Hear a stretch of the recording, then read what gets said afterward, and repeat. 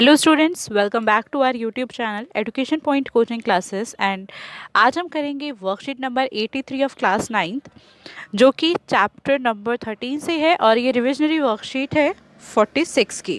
तो देखिए, इसमें क्वेश्चन नंबर 1 to 4 हमारे एमसीक्यूज दिए हुए हैं। क्वेश्चन नंबर 1 है, find the surface area of a sphere of radius 5.6 centimetre. देखिए, स्फेयर होता है एक बॉल जैसा आपका, ठीक है। आपको इसका क्या निकालना है, सरफेस एरिया निकालना है, जिसकी रेडियस आपको दे रखी है 5.6। सरफेस एरिया का फॉर्मूला इसका होता है 4πr² एंड रेडियस इसमें गिवन है हमारी 5.6।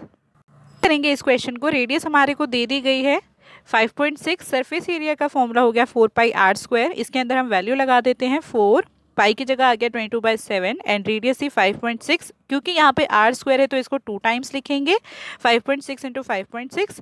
अब देखिए यहाँ पर हम क्या कर सकते हैं, ये 5.6 का जो है ये डेसिमल अगर हम हटाएंगे तो क्या आ जाएगा, नीचे 10। सेम ऐसे यहाँ पर से भी डेसिमल हटाएंगे तो नीचे 10 आ जाएगा। ये 7 से हमारा ये कट जाएगा 5.56 8 पर, ठीक है। अब हम इन सारे ऊपर जितने भी नंबर्स बचे हैं उनको मल्टीप्लाई करेंगे तो ये कितना आ जाएगा, ये हमारा आ जाएगा, देखिए 3942 अपॉन में 10 इंटू 10 हो जाएगा हमारा 100।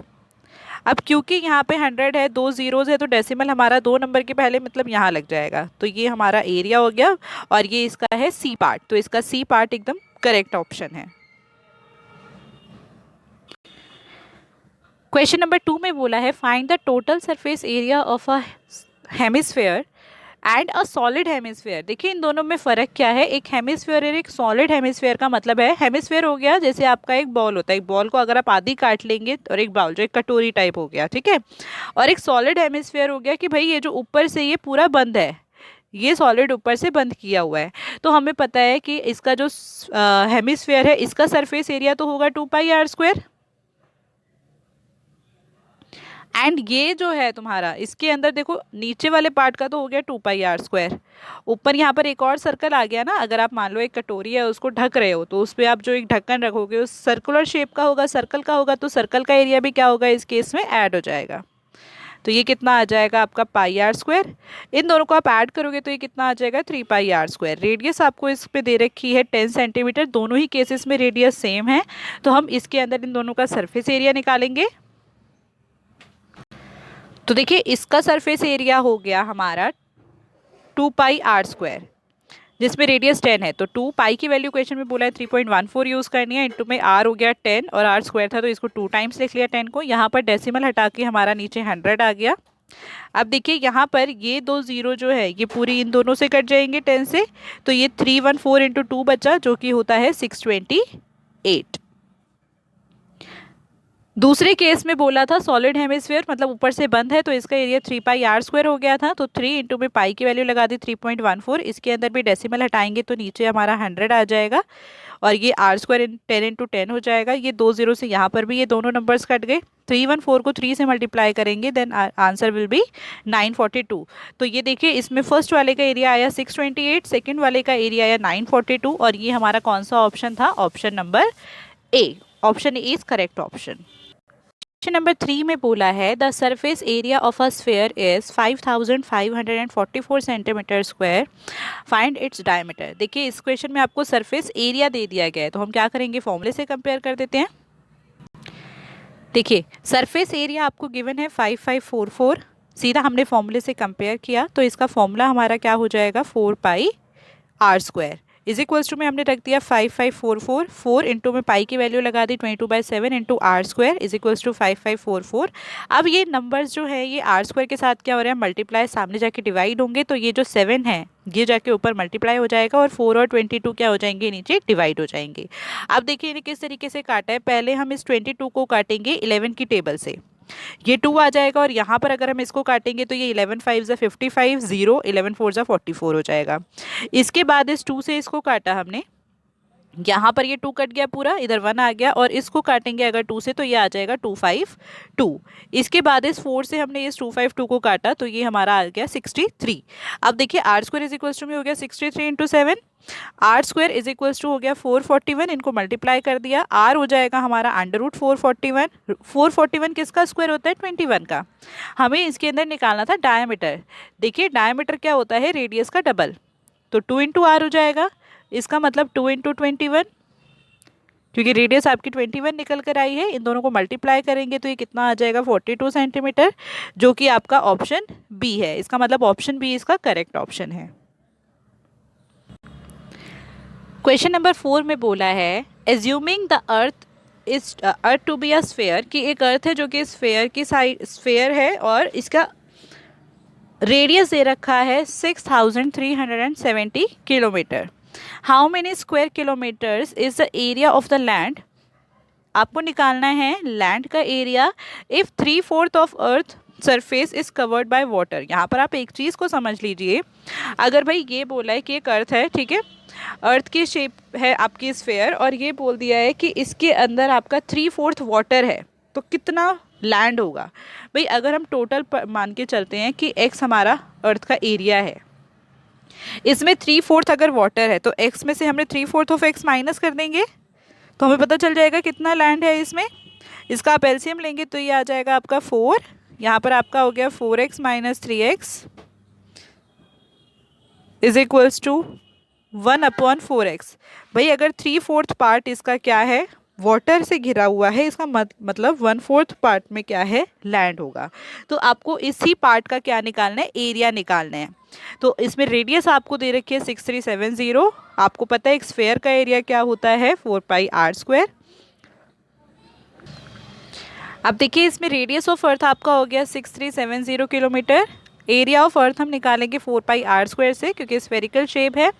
4 इंटू में पाई की वैल्यू इंटू में r², रेडियस हमारे को दे रखे थे 6370, इसका स्क्वायर है तो इसे 2 टाइम्स लिख लेंगे। अब देखते हैं कुछ कटता है क्या इसके अंदर, तो आप देख सकते हो ये 7 से ही कट जाएगा 6370, 7 9 ज़ा 63, 7 1 ज़ा 7 एंड 0। अब आपके ये जो नंबर्स बचे हैं सबको मल्टीप्लाई कर देंगे, ठीक है, इनको मल्टीप्लाई हम बाद में करते हैं। देखो ये आपका आ गया इतना किलोमीटर स्क्वायर। अब area of earth covered by water आपका कितना है? 3/4 एरिया ऑफ अर्थ, जैसा मैंने अभी आपको समझाया है क्वेश्चन में। तो भाई लैंड से कितना कवर होगा ये एरिया? 1/4 हो जाएगा, क्योंकि 3/4 जो एरिया है वो तो कवर्ड किससे है? वाटर से है, तो 1/4 जो रिमेनिंग पार्ट है वो किससे कवर होगा? लैंड से। So area of earth covered by land, हमें तो इसी का एरिया निकालना था, इज इक्वल्स टू भी क्या हो जाएगा? 1/4 ऑफ एरिया ऑफ अर्थ, 1/4 कर देंगे, एरिया हमारा ये निकला था अर्थ का, ठीक है, 1/4 करोगे 4 से 4 कैंसिल हो जाएगा, आपके ये सारे नंबर्स बच गए, इन सबको मल्टीप्लाई करेंगे तो आपका आ जाएगा 127,527,400 किलोमीटर स्क्वायर, जो कि इसका ऑप्शन ए है, means option A is the correct option. Number 5 में बोला है the diameter of the moon is approximately 1/4 of the diameter of earth. भाई जो डायमीटर ऑफ मून है, मून का जो डायमीटर है वो अर्थ का 1/4 है। Find the ratio of their surface area. तो यहाँ इस क्वेश्चन को पहले अच्छे से समझे, काफ़ी इंपॉर्टेंट क्वेश्चन है कि भाई मून का जो डायमीटर है वो अर्थ का 1/4 है, राइट। मतलब अर्थ जो है वो मून से बड़ी है, तो हमने क्या किया? हमने लेट कर लिया, let the diameter of the earth be X, जिसको हमने डिनोट किया है d1 से। तो डायमीटर ऑफ मून कितना हो जाएगा? x/4, 1/4 कर दिया x का 1/4 का मतलब क्या है? x इंटू 1/4, और इसको अगर आप मल्टीप्लाई करोगे तो ये x/4 बन जाएगा। इसके बाद हमने इसको ले लिया है d2, क्योंकि ये हमारा जो फर्स्ट वाला डायमीटर था वो d1 था, तो ये हो जाएगा d2। अब आगे इसमें रेडियस, अब देखिए रेडियस क्या होती है? डायमीटर का हाफ होती है, तो रेडियस ऑफ अर्थ क्या हो जाएगी भाई? अगर हमारा डायमीटर x है तो रेडियस उसका हाफ हो गई, x/2 हो गई, और इसको हमने ले लिया r1। And radius of moon, क्योंकि इसकी जो डायमीटर था वो x/4 था, तो देखिए इसका हाफ कैसे करेंगे? x/4 अपॉन में 2। अब यहाँ देखिए x/4 अपॉन में 2, इसका मतलब क्या है? ये इस टाइम 2/1 है, डबल डिवीजन में रेसिप्रोकल होता है, तो ये 2/1 वहाँ जाके क्या हो जाएगा? 1/2, और इसको अगर आप आपस में मल्टीप्लाई करोगे तो ये क्या हो जाएगा? x/8। तो इसका मतलब यहाँ पर जो डायमीटर ऑफ मून है वो क्या हो जाएगा, x/8। यहाँ काफ़ी बच्चे गड़बड़ कर देते हैं, वो क्या लिख देते हैं, इसको x/2 लिख देते हैं। तो प्लीज़ इसको अच्छे से समझिए। जब आप इसमें x/4 का हाफ करेंगे तो यहाँ पर ये x/8 बनेगा, ठीक है। अब देखिए इसके बाद हमें निकालना था इनके सरफेस एरिया की रेशो। तो हम पहले किसका सरफेस एरिया रखें, यहाँ पे भी बच्चों को काफ़ी कंफ्यूजन होती है। अब आप क्वेश्चन में अगर देखें तो इसके अंदर पहले मून की बात की हुई थी, क्वेश्चन के अंदर बोला हुआ था सरफेस डायमीटर ऑफ मून। इसका मतलब पहले हमें किसको रखना है, मून को रखना है। तो surface area of moon upon में हम क्या करेंगे, surface area of earth, ratio निकालनी है तो अपॉन में रखना पड़ता है। अब देखिए सरफेस एरिया ऑफ मून हो जाएगा 4 पाई, क्योंकि हमने मून की रेडियस R2 ली थी तो R2² अपॉन में surface area of earth 4 pi R1², क्योंकि अर्थ की रेडियस R1 थी। यहाँ पे 4 से 4 कैंसिल हो गया, पाई से पाई कैंसिल हो गया, बचा R2² अपॉन में R1²। देखिए R2 था हमारा x/8, तो इसका स्क्वायर करा, इसको 2 टाइम्स लिख दिया, अपॉन में R1 था हमारा x/2, तो इसका स्क्वायर किया, इसको 2 टाइम्स लिख दिया। x से x आप देख सकते हो यहाँ पे कट सकते हैं, ये सारे x कट जाएंगे। ये हो गया हमारा 2 से ये 8 कट जाएगा 4 पर, एंड अगेन इस 2 से ये 4 भी कट जाएगा 2 पर। तो ये हमारा क्या बचा, ऊपर तो 1 ही रह गया, नीचे 2 × 8 हमारा हो गया 16। सो रेशो विल बी 1:16। तो इनके सरफेस एरिया की रेशो हो जाएगी 1:16। इसके क्वेश्चन नंबर 6 में आप देख सकते हो, इसमें लिखा है the right circular cylinder just encloses a sphere. As you can see in this figure, भाई एक सिलेंडर है जिसमें एक स्फेयर को एनक्लोज किया हुआ है, ठीक है, और इसमें है रेडियस जिसकी R है, कैपिटल R इसकी रेडियस है स्फेयर की। फाइंड द फर्स्ट पार्ट है सरफेस एरिया ऑफ स्फेयर। आपको तो पता ही है भाई सरफेस एरिया ऑफ स्फेयर हमारा क्या होता है, 4 पाई R² होता है। रेडियस इसके अंदर कैपिटल R है, तो इसका क्या आंसर हो जाएगा, 4 पाई R²। सेकेंड पार्ट के अंदर इसमें बोला है curved surface area of a cylinder. अब यहाँ पर समझने वाली चीज़ है, देखिए curve surface area of cylinder, cylinder का कर्व सरफेस एरिया के लिए हमें पहले हाइट पता होनी चाहिए इसकी। अब इसकी जो हाइट है वो ये पूरी लाइन बनेगी ना, मतलब स्फेयर का डायमीटर। स्फेयर का डायमीटर मतलब R+R, तो ये कितना हो जाएगा, देखो सिलेंडर की हाइट हमारी हो जाएगी 2R। समझ गए ना आप लोग। देखिए यहाँ पर क्या था, ये इसका पूरा क्या बन गया, देखिए अगर हम इस लाइन को देखें, ये हमारा पूरा सिलेंडर की हाइट है और ये क्या है, स्फेयर का डायमीटर, इसका मतलब 2R हो गया। अब कर्व सरफेस एरिया अगर हम निकालेंगे, उसका फॉर्मूला होता है 2πRH। वैल्यू अगर हम लगाते हैं तो 2 × में पाई, रेडियस तो R ही है, कैपिटल R, और H हमारा क्या निकल गया, 2R × में 2R। तो ये क्या हो गया, देखिए 2 × 2 तो हमारा क्या हो जाएगा 4 पाई, एंड R × R क्या हो जाएगा R²। तो इसका मतलब भाई जो हमारा सिलेंडर है उसका एरिया भी सेम आ गया 4πR²। अब इसकी थर्ड पार्ट में बोला हुआ है ratio of the area obtained in first and 2। First और 2 के जो एरियाज हैं उनकी रेशो, मतलब इन दोनों की रेशोज अगर हम निकालेंगे, इनको अपॉन में रख देंगे, और ये तो दोनों ही सेम है, अगर आप इसे काटेंगे तो इसका आंसर क्या आ जाएगा, 1:1, क्योंकि दोनों ही सेम एरियाज हैं। बोला है a sphere, a cylinder and a cone are of the same base and same heights, same base radius and same height. Find the ratio of their curved surface area. आपको भाई sphere, कोन और cylinder ये 3 shapes बोली है और इनकी radius और height तीनों की सेम बोल दी है, तो आपको इनके कर्व्ड सरफेस एरिया की रेशो निकालनी है। तो मैंने यहाँ पे तीनों शेप्स ड्रॉ कर दिया है, स्फेयर, सिलेंडर और कोन। तो अब इनको समझ लेते हैं कि इनकी रेडियस और हाइट किस तरीके से इक्वल होगी। देखिए तीनों की रेडियस तो R हो गई, ठीक है जी, चाहे स्फेयर की रेडियस हो, चाहे सिलेंडर की रेडियस हो, चाहे कोन की रेडियस हो। इसके बाद हाइट। अब अगर मैं स्फेयर की हाइट देखूँ तो ये पूरी स्फेयर की हाइट बनेगी विच इज़ R+R। ये 2 रेडियस को ऐड करके बना है, तो ये क्या बन जाएगा, स्फेयर की हाइट हो गई 2R। भाई अगर स्फेयर की हाइट 2R है, इसका मतलब जो सिलेंडर है इसकी भी हाइट क्या हो जाएगी, 2R ही होगी। एंड सेम इसी तरीके से जो कोन की हाइट है वो भी क्या होगी, 2R हो जाएगी। हमारे को पता चल गया कि भाई तीनों की हाइट 2R है और तीनों की रेडियस R हो गई है। तो अगर हम curve surface area of sphere निकालें तो वो तो 4πR² हो जाएगा, सीधा सीधा।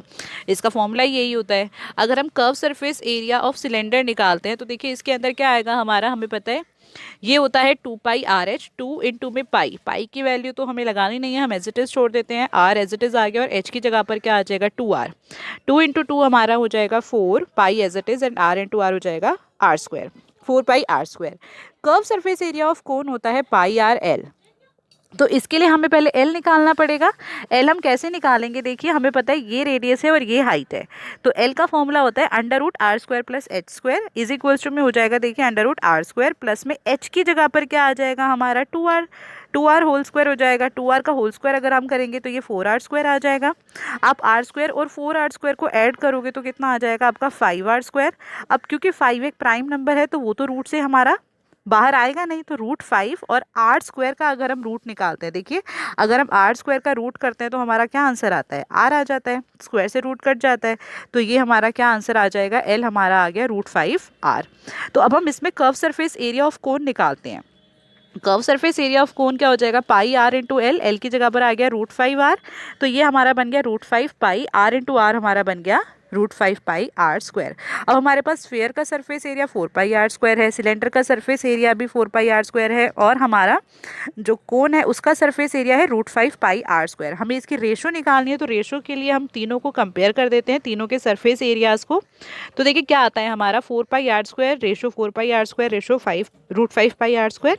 पाई आर स्क्वायर तो तीनों के कट जाएंगे क्योंकि तीनों की रेडियस सेम है और पाई की वैल्यू भी सेम होती है, तो हमारा क्या बचा, देखिए 4, इधर से भी 4 बचा तो 4 रेशो 4, और यहाँ से बचा सिर्फ रूट 5, तो रूट 5, तो इसका मतलब इनकी सरफेस एरिया की रेशो हमारी आ गई 4 रेशो 4 रेशो रूट 5।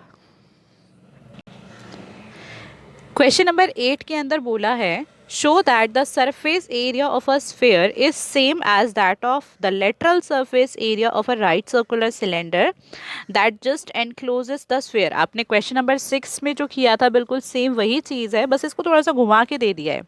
ठीक है, इसमें ये बोला आपको शो करना है कि एक स्फीयर का सरफेस एरिया एक सिलेंडर के लेटरल सरफेस एरिया के इक्वल होगा अगर वो स्फीयर सिलेंडर के अंदर बंद हो। तो सेम यही चीज़ है, अगर मान लीजिए हमने सिलेंडर की रेडियस को आर लिया है तो स्फेयर की रेडियस भी आर ही होगी। अब हमें पता है भाई कि ये जो सिलेंडर है इसकी हाइट हमारी क्या हो जाएगी, आर प्लस आर 2r। ठीक है, देखिए रेडियस ऑफ स्फेयर मैंने लिखा है आर, रेडियस ऑफ सिलेंडर हमारा सेम आर ही हो गया, और हाइट ऑफ सिलेंडर 2r हो गया। और ये तो अभी आप समझ ही चुके होंगे ये 2r कैसे हुआ है। तो पहले हम सरफेस एरिया ऑफ स्फेयर निकालेंगे, वो तो सीधा 4 पाई आर स्क्वायर हो जाएगा क्योंकि इसमें किसी की वैल्यू तो दे नहीं रखी है। Lateral surface area means curved surface area जो कि सिलेंडर का होता है 2 पाई आर एच। अब हम इसके अंदर वैल्यू रखते हैं 2 into pi R as it is, और एच की जगह पर हमने क्या रख दिया 2r। अब हमें पता है कि भाई 2 इंटू 2 तो 4 हो जाएगा हमारा, और ये r इंटू आर क्या हो जाएगा आर स्क्वायर, और पाई एज इट इज। इसका मतलब दोनों के सरफेस एरियाज इक्वल है, तो आप लास्ट में लिख सकते हैं that surface area of sphere is equal to lateral surface area of cylinder, hence proved. Question number 9 में आपको बोला है the diameter of a sphere is decreased by 25%। भाई एक स्फीयर है, अगर उसके डायमीटर को 25% से डिक्रीज कर दिया जाए, कम कर दिया जाए, then by what percentage will its curved surface area decreased. तो उसका जो कर्व सरफेस एरिया है वो कितने परसेंट से डिक्रीज होगा, कम होगा। तो हमें ये पता है कि भाई हमने फर्स्ट लेट कर लिया, let the diameter of the sphere be x, ये हमारा हो गया केस 1। इसके बाद हमें अब डिक्रीज करना होगा ना स्फीयर के डायमीटर को, तो न्यू डायमीटर हमारा क्या बनेगा स्फीयर का, x माइनस 25% ऑफ x, क्योंकि हमारे को कितना डिक्रीज करना है, 25% डिक्रीज करना है। तो देखिए 25% ऑफ x को मैंने 1/4 किस तरीके से लिखा है, 25 अपॉन में 100 हो जाएगा। ठीक है जी, आप इसको काटेंगे तो क्या आएगा 1/4, और x इंटू हो जाएगा तो 1/4 x हो गया। टोटल मतलब x में से हमने 1/4 x को माइनस किया, तो ये हमारा एलसीएम लेंगे तो आपका आ जाएगा 3/4 x। इसका मतलब केस 2 हमारा हो गया ये, मतलब न्यू डायमीटर हमारा 3/4 x हो गया। पहले जो डायमीटर था वो x था, डिक्रीज होके अब हो गया 3/4 x। अब हमारे को बताना है भाई दोनों के सरफेस, अब हमें ये सरफेस एरिया निकालना होगा पहले पता लगाने के लिए कि कितना डिक्रीमेंट हुआ है इसके अंदर। तो हम क्या करेंगे, देखिए curved surface area of sphere in first case, भाई फर्स्ट केस के अंदर कर्व सरफेस एरिया क्या बनना चाहिए, जबकि रेडियस, अब हमारा अगर डायमीटर x था तो उसकी रेडियस क्या होगी x/4, I mean x/2 sorry, तो यहाँ पर हो जाएगा 4 पाई, रेडियस की जगह पर आ गया x/2, इसका कर दिया हमने होल स्क्वायर। तो यहाँ पर x/2 का होल स्क्वायर अगर हम करते हैं तो वो आ जाता है x² अपॉन में 4, और 4 पाई एज इट इज आ गया। सेकेंड केस के अंदर अगर हम इसका सरफेस एरिया निकालते हैं, देखिए रेडियस उस केस में थी 3/4 x, तो अगर हम इसका हाफ करेंगे तो इसके अपॉन में 2 आ जाएगा, और मैंने अभी समझाया था आपको मून वाले क्वेश्चन में कि जब यहाँ पर इस तरीके से हाफ होता है तो ये 2/1 है, ये ऊपर जाके क्या हो जाएगा आपका 1/2, सो 3/4 इंटू 1/2 आप करते हैं तो वो क्या हो जाएगा 3/8। इसका स्क्वायर अगर हम स्क्वायर करते हैं तो 3/8 का स्क्वायर हमारा होता है 9/64, X square 4 pi as it is. अब देखिए कि एरिया कितना डिक्रीज हुआ, तो हम कैसे निकालेंगे भाई कितना डिक्रीज हुआ। हमने जो पहले वाले जो हमारे स्फेयर का एरिया था वो हमने पहले रख दिया, माइनस जितना हमारा दूसरे वाले स्फेयर का एरिया उसको माइनस कर दोगे, तभी पता चलेगा ना। जैसे मान लीजिए भाई एक बुक का प्राइस 100 रुपीज़ था, ठीक है, और ये बोला गया कि उस प्राइस में 25% की कमी आई है, तो आपको पता चल गया होगा कितना प्राइस हो गया उसका। आपने क्या किया भाई, 100 पहले प्राइस था, अब 25% की कमी आई है, मतलब 25 रुपये की कमी आ गई, तो अब उस बुक का प्राइस हो गया 75%। तो आपने कैसे निकाला, पहले का प्राइस माइनस जितना डिक्रीज हुआ वो प्राइस। तो इस केस में भी हम यही करेंगे कि कितना एरिया डिक्रीज हुआ है, पहले जो एरिया था वो माइनस जितना डिक्रीज हुआ है वो, इनको माइनस करेंगे तो देखिए यहाँ पर से 4 पाई और एक्स स्क्वायर कॉमन निकल सकता है, तो कॉमन निकाल लिया ये नंबर। यहाँ पर क्या बच जाएगा 1/4, इसकी जगह पर आ गया 1/4 माइनस यहाँ पर बच जाएगा 9/64। इसके बाद हम इसका एलसीएम लेंगे, देखिए 4 पाई x² एज इट इज़, 64 इसका एलसीएम आ गया। 4 के टेबल में 64 आता है 16 पर, 16 को 1 से आप मल्टीप्लाई करेंगे तो 16, माइनस 64 के टेबल में 64 1 पे ही आता है, 1 को 9 से इंटू किया तो 9 ही आ गया। अब 4 पाई x² एज इट इज़ आ गया और 16 माइनस 9 हो गया 7/64। अब हमें पता है कि हमारे को निकालना है परसेंटेज। देखिए परसेंटेज कैसे निकाली जाती है भाई, ऊपर तो हम रखते हैं जितना डिक्रीज हुआ है वो, तो डिक्रीज इतना हुआ था, ठीक है, अपॉन में नीचे रखा जाता है जो एक्चुअल चीज़ होती है। अब अगर हम ये बुक की जो बात कर रहे थे उसमें भी अगर परसेंटेज निकालना होता तो हम क्या करते, जितना प्राइस कम हुआ है वो ऊपर, ठीक है, और अपॉन में रखेंगे जितना एक्चुअल प्राइस था इनटू में 100। सेम वही चीज़ यहाँ करिए, मल्टीप्लाई बाय 100, क्योंकि परसेंटेज निकालनी है। तो आप देख सकते हो क्लियरली यहाँ पे एक्स स्क्वायर से तो एक्स स्क्वायर कट जाएगा, पाई से पाई कट जाएगा और 4 से 4 कट जाएगा, बचा क्या देखो 7/64, ठीक है, और यहाँ पर ये 100 और ये वाला जो 4 है ये कहाँ आ जाएगा हमारा, ऊपर आ जाएगा, ठीक है जी। 1/4 है तो रेसिप्रोकल होके 4/1 बन जाएगा। अब आपको पता है ये इससे कट जाएगा 4 से, ठीक है जी, ये आ गया 16, तो ये हमारा आ गया 700/16, और इसको अगर हम डिवाइड करते हैं तो हमारा आंसर आता है 43.75%।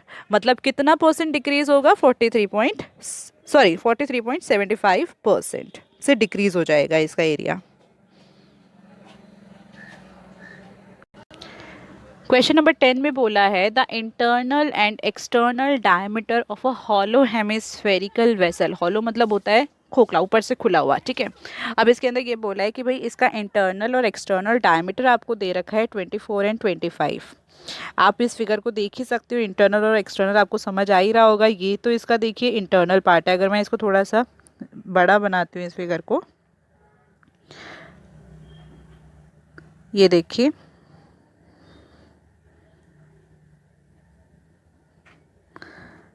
ठीक है, सॉरी, ये जो है इसका इंटरनल, तो ये पार्ट हो गया इंटरनल रेडियस अभी हम रेडियस की बात करते हैं।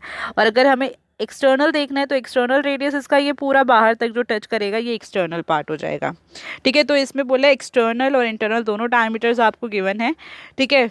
तो हम लिख लेते हैं, इंटरनल डायमीटर हमारा हो जाएगा देखिए डी, जो कि 24 सेंटीमीटर है, सो रेडियस 12 हो गई, हाफ कर दिया हमने इसका, ठीक है। अगर हमें एक्सटर्नल डायमीटर दिया हुआ है 25, तो रेडियस हो जाएगी 25/2।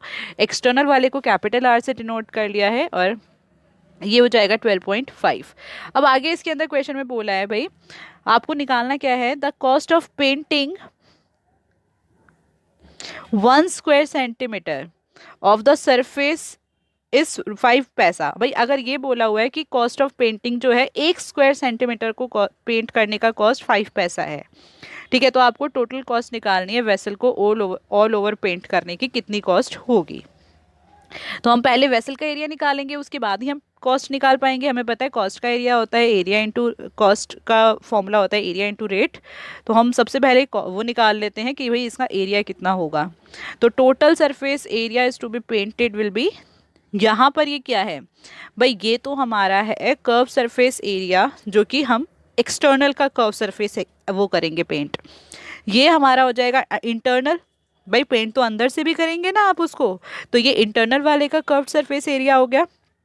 प्लस में अब ये क्या चीज़ है जो ये लिखा है, देखिए ये अगर मैं सिर्फ उसके स्फीयर के ऊपर वाले पार्ट लूँ, तो यहाँ पे ये दो सर्कल्स थे, ठीक है जी, हमें पेंट इसके अंदर क्या करना होगा, ये वाला पार्ट पेंट करना होगा।